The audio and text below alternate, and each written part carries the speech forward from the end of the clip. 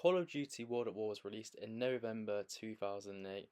It was developed by Treyarch and it was the fifth installment in the main Call of Duty franchise. When this game first came out, it was received with a mixed reception due to fans being fatigued with World War games. However, as time has gone on, this game has truly aged to be genuinely a World War II classic, showcasing just the dark and grittiness of this game. Welcome to today's video, where I'm going to be talking about World at War and its darkness.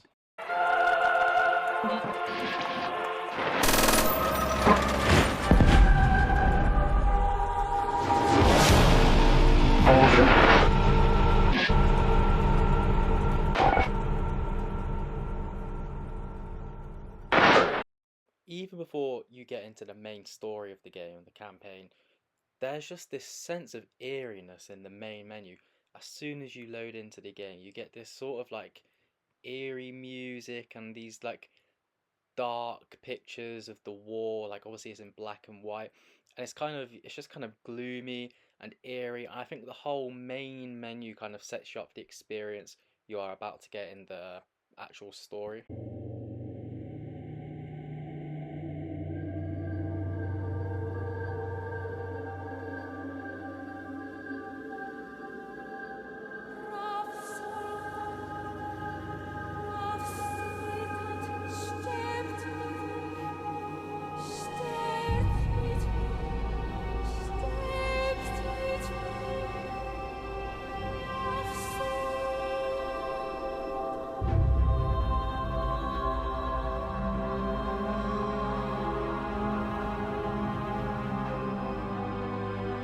That really does set the eerie and kind of horrible tone that a war game should have, because World War II was a horrific time. I mean, there's an estimated 35 million to 60 million deaths.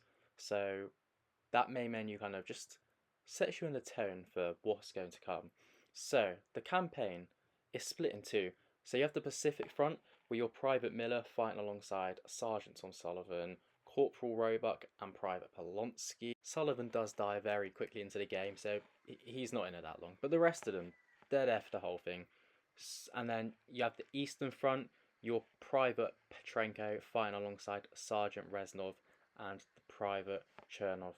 So, the Pacific Front, that is based on the whole USA versus Japan side, like fighting on the Pacific Islands, where they're trying to take down the Japanese rule within Asia. And then the Eastern Front, so it starts off in Stalingrad and it battles, well, it kind of showcases all the way through to them breaking into Nazi Germany and finally claiming the Reichstag at the end of the war. So sorry for the pronunciation, by the way. The very first mission in the campaign, Semper Fi, I think it really starts on a kind of brutal tone. Like when I was younger playing this game, I always thought it was horrific, and I still do now. I mean, watch this.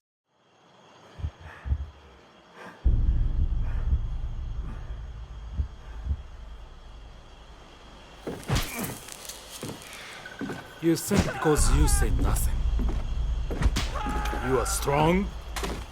貴様は強くない。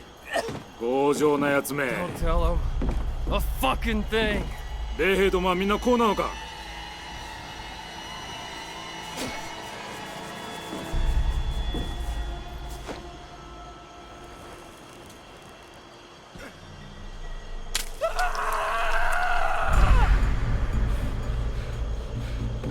二人とも殺せ。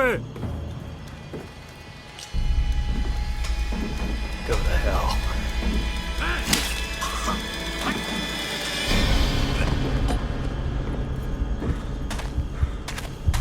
貴様は強くない。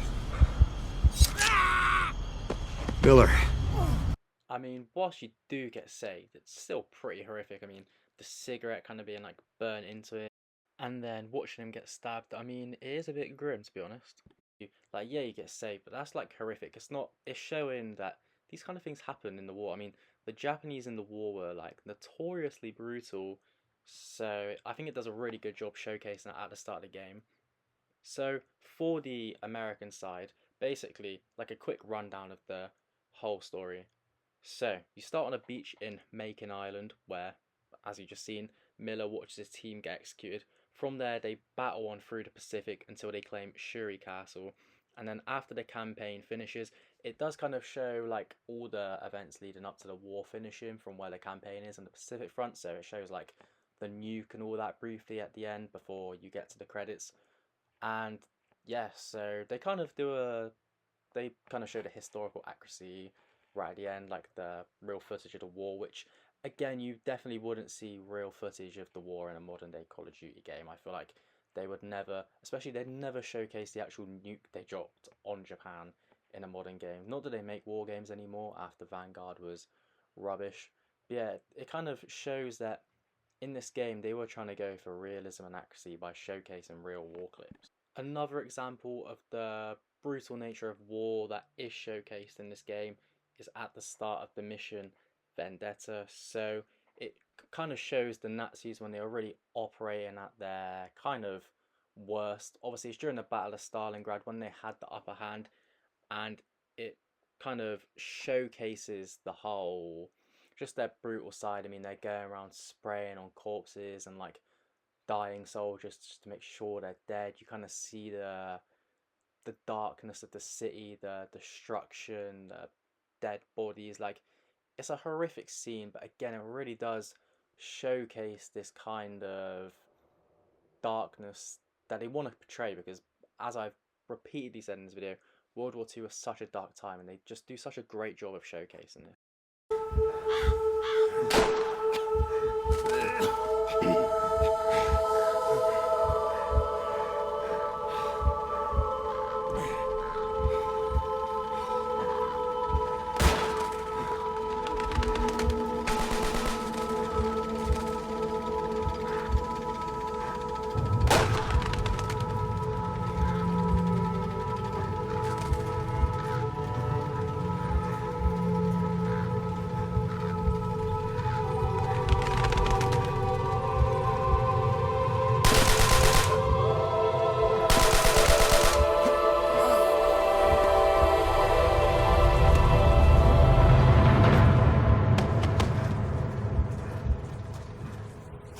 Now, I know for the most part I've just focused on specific examples, but genuinely, when you just go and look through pretty much any mission on this game, they're all dark, they're all gloomy. Like, the lighting in them is very dark, you know? They're not trying to show war in any sort of positive way. Like, they could spin it like, ah, we're the allies, we're the good people, you know, we're ridding the evil and making it an upbeat story about triumph and victory. But this game doesn't do that. Throughout the whole game, you get this tone of just darkness. But I think the absolute best example of this is the final scene of the campaign, which I will show you now. For the flag! Claim our victory!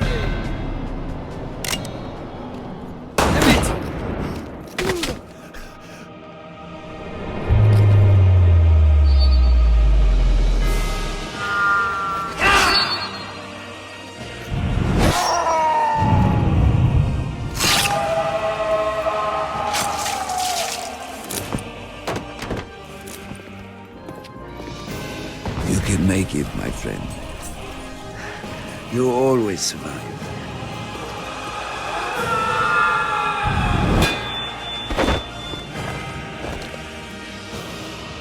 The honor should be yours.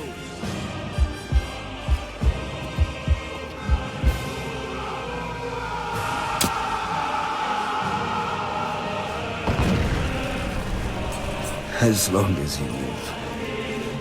The heart of this army can never be broken.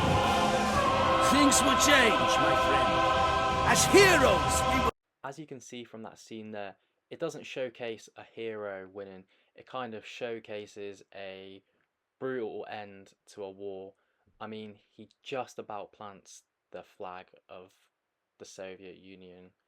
It clearly shows the struggles. I mean, it's not an easy win. Said it's not triumphant. It's not like a big upbeat ending. It's more like an ending of relief. They finally got it over the line after all the struggles. I mean, he almost gets killed just planting the flag in the Reichstag, and I really do think that shows the nature of war.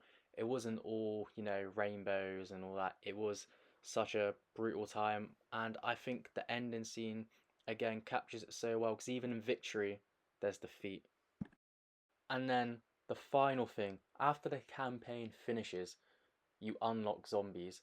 But I think the way they introduce zombies to you again, it's really cool, right? And I guess it's more creative than they've done on other games. Like the way they introduce it again is really dark.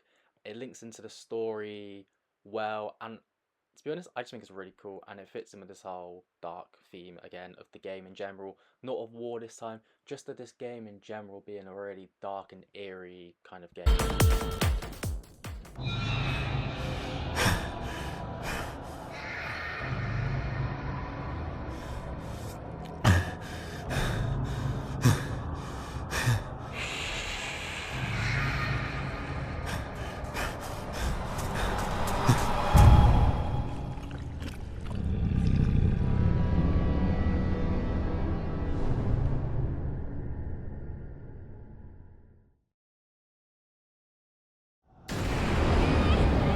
So, to conclude this video, I really do think this is the darkest Call of Duty has ever been.